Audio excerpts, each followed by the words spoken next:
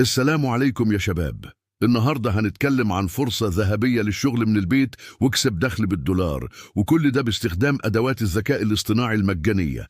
تخيل معايا انت قاعد في بيتك وبتشتغل على لابتوبك وبتكسب بالدولار. مش حلم، دي حقيقة ممكن تحققها من خلال 3 منصات رائعة.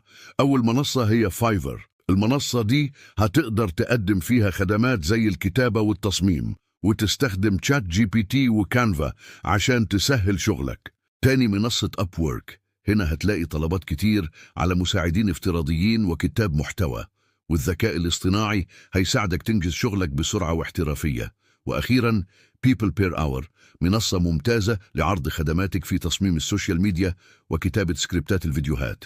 الموضوع بسيط وسهل، والأدوات متوفرة ومجانية. ما تضيعش وقت، ابدأ دلوقتي. لو استفدت من الفيديو ما تنساش لايك واشتراك عشان يوصل لناس أكتر محتاجاه. خليك معانا دايما لكل جديد في عالم العمل الحر.